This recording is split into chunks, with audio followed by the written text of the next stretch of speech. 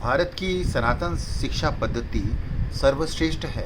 जितने भी शास्त्र भागवत वेद पुराण गीता रामायण महाभारत और जितने भी अध्यात्म के मार्ग हैं सब सर्वश्रेष्ठ हैं, उसमें कोई भेद नहीं है। परंतु वर्तमान शिक्षा पद्धति में बहुत विकृति है। विकृति इन द सेंस लाइक बहुत गलत हो रहा है। हम किसी शिक्षा पद्धति के मैं उंगली नहीं उठा रहा हूँ, मैं समाज को देखते हुए कह रहा हूँ। अगर यही समाज है तो हम शिक्षा को दोष नहीं दे सकते, शिक्षा पद्धति को दोष दे सकते हैं। आपने सिखाया क्या है, मैं कहना क्या चाहता हूँ, आप समझ क्या रहे हो। ये जो भेद है ना, इन चीज़ों में हम अटक गए हैं। भौतिकवाद में आसक्त और ग्रसित व्यक्ति आध्यात्म की कक्षा कैसे ले सकता है? जो अपने वेशभूषा, जो हम जिसे कहते हैं ना, चलो कोई साधु के पास प्रवचन की, जो 2 घंटे 3 घंटे मेकअप वेकअप कपड़े वपड़े रुद्राक्ष त्रिकुंड ये भौतिक क्रियाक्रम कर रहा है, और वो व्यक्ति आध्यात्म की बात कैसे कर सकता है? वो नाटक कर सकता है। अब जैसे मैं कहूँ ना, अब विश्लेषण का कर्पूर गौरम करुणावतारम, अब जैसे कहते हैं ना, अब कैसे कहते हैं, कर्पूर गौरम करुणावतारम, मैं ऐसे नहीं कहूँगा।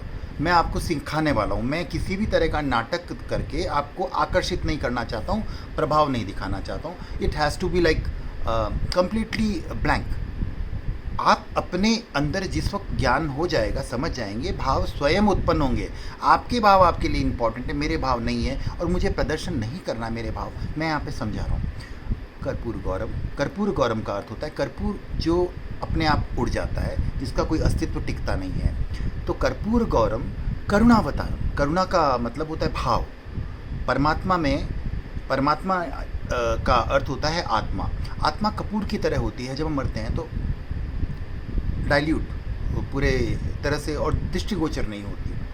करुणा के हमारे भाव, हमारा स्वभाव करुणामयी होता है। संसार सारम भुजगेंद्र हारम, संसार सारम का अर्थ संसार से तैर के बाहर निकलना है, संसार में डूबना नहीं है। संसार बहुत सुंदर होता है, संसार से घृणा या नफरत नहीं किया जा सकता है। संसार है तभी हम तैर कर पार करेंगे।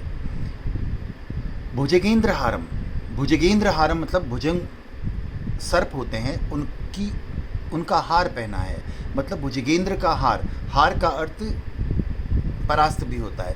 जितने भी मेरे दुश्मन हैं, शत्रु हैं, क्रोध अभिमान मोह माया लोभ लालच, इन सब को हरा चुका हूँ, हार चुके हैं। भुजगेंद्र हारम। सदा वसंते हृदयारविंदे, हृदय हमारा शरीर पंच महाभूतों से बना है, उसका एक अंग है हृदय। हृदय में शिवम भवानी, हृदयारविंदु, हमारे भीतर हमारे हृदय में सदा वसते हैं शिवम भवानी।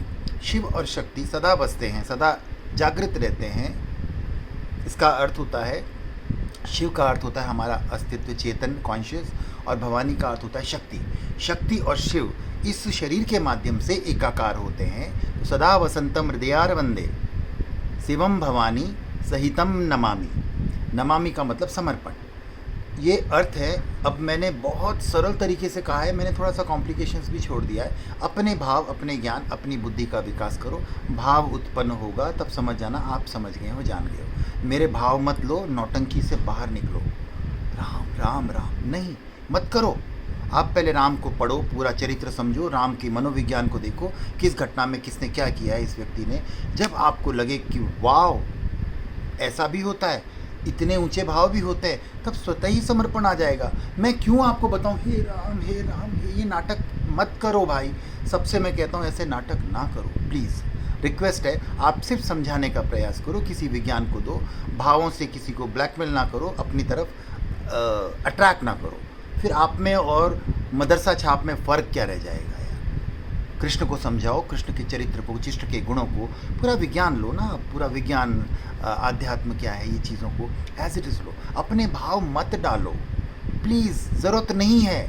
खट्टा है तो मैं कह दूंगा कि भाई ये वस्तु खट्टी है, ये मीठी है, मैंने यहाँ रखा, स्वतः ही भाव आ जाएगा।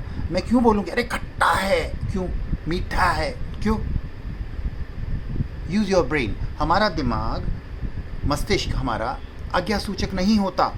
ज्ञान लेता है, इंद्रियों से ज्ञान को ग्रहण करता है, इन्फॉर्मेशंस एक्सेप्ट करता है, जानकारियाँ जुटाता है और स्पाइनल कॉर्ड में ले जाता है मस्तिष्क से, और वहाँ से हार्मोन्स होता है फ्ले, और हम अपने आप आचरण करते हैं। कृपया विज्ञान को, सनातन के विज्ञान को समझो और उसी तरह से करो, और इस नाटक आडंबर पाखंड से बाहर निकलो। कोई फ़र्क नहीं रह जाता, हिंदू मुसलमान सिख ईसाई सब एक जैसे हैं।